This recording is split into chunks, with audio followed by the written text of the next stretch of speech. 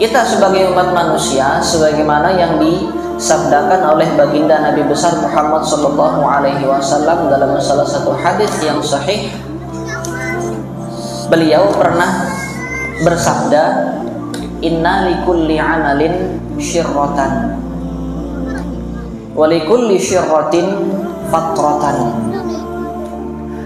faman kanat fatratuhu ila sunnatin faqad ihtada wa man kanat fatratuhu ila ghairi sunnatin faqad dhalla.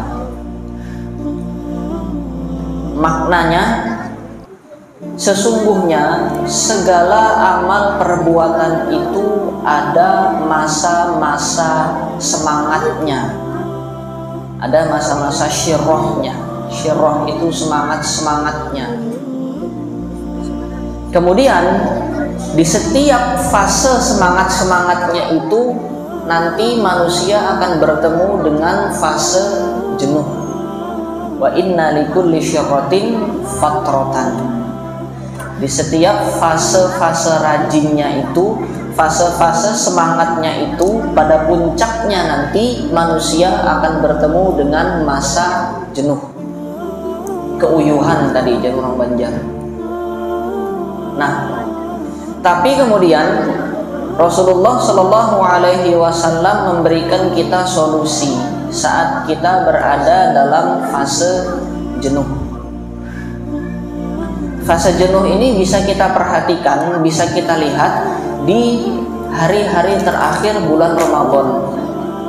Kalau di awal-awal bulan Ramadan kita lihat di 5 waktu sholat itu masjid penuh dengan jamaah.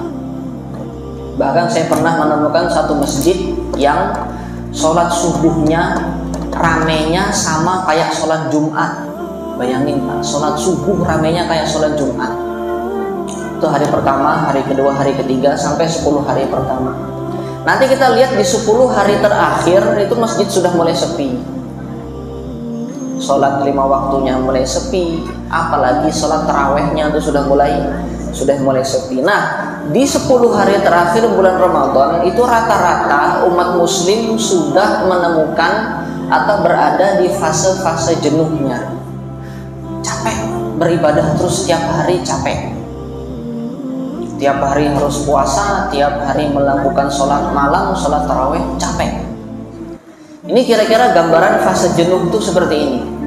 Masa-masa jenuh yang akan didapatkan oleh setiap umat manusia kira-kira gambarannya seperti ini.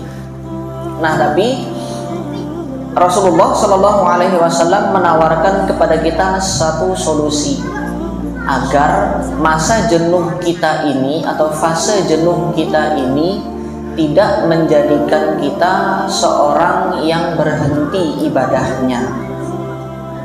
Kata Rasulullah, barang siapa wa man kanat fatratuhu ila sunnatin faqad ihtada.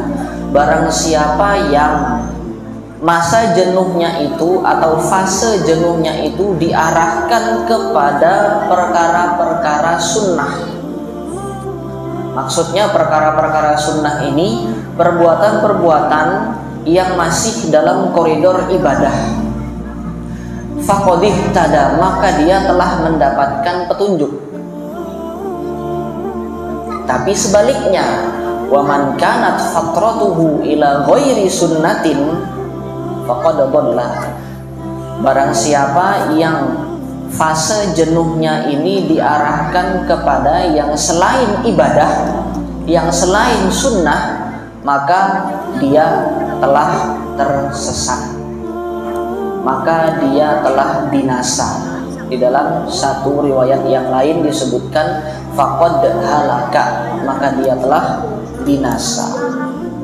Nah, di sini Nabi Shallallahu Alaihi Wasallam menjelaskan kepada kita bahwasannya kita dimotivasi, diarahkan oleh Rasulullah Shallallahu Alaihi Wasallam saat kita berada dalam fase jenuh dalam beribadah. Jangan sampai kita berhenti dari satu perbuatan baik. Jangan sampai kita berhenti dari satu amal ibadah. Satu contoh di bulan Ramadan tadi. Kalau puasa Ramadan kan tidak ada tawar-menawar karena hukumnya wajib. Jadi setiap hari kita harus melaksanakan puasa Ramadan. Kita tidak bisa dan tidak diberikan ruang untuk bervariasi di dalam melakukan puasa Ramadan. Ya puasa seperti itu yang harus kita lakukan, dari mulai sahur, setelah sahur kita tidak boleh makan sampai maghrib, tidak ada variasi di situ. Maka ini cenderung lebih bisa membuat kita merasa berada dalam keadaan jenuh, capek. Tapi kita ambil contoh dalam sholat taraweh misalkan. Misalkan kita capek sholat taraweh di 10 malam bulan Ramadan yang pertama. Kalau mau kita variasikan, ini bisa sholat taraweh ini. Kita capek, kita jenuh tiap malam sholat taraweh. Kita variasikan. Kalau kita jenuh sholat taraweh dengan jumlah rakaat yang 23, bisa kita variasikan. Besok-besoknya atau beberapa hari ke depan kita lakukan yang 11 rakaat. Kalau seandainya kita jenuh. Atau kalau mau kita variasikan, biasanya kita sholat taraweh setelah sholat isya misalkan. Kita capek, kita jenuh. Di pertengahan Ramadan, mulai pertengahan Ramadan kita ganti, kita sholat malamnya sebelum sahur. Jadi habis isya, apa yang kita lakukan? Tadarus. Biasanya kan kalau di di masjid-masjid kan sholat isya, kemudian sholat taraweh, habis taraweh baru tadarus, kan biasanya seperti itu. Kalau kita capek, kalau kita jenuh dengan keadaan yang seperti itu, dengan model urutan sholat kemudian tadarus yang seperti itu, bisa kita variasikan. Besok-besoknya di pertengahan Ramadan misalkan setelah sholat isya kita tadarus dulu, baca Quran dulu. Nanti setelah kita capek, lelah baca Quran, kita istirahat, tidur. Nanti sebelum sahur kita bangun sekitar jam 2 atau jam 3, baru kita lakukan sholat malam di situ. Jadi kita ganti posisinya. Itu bisa kita variasikan.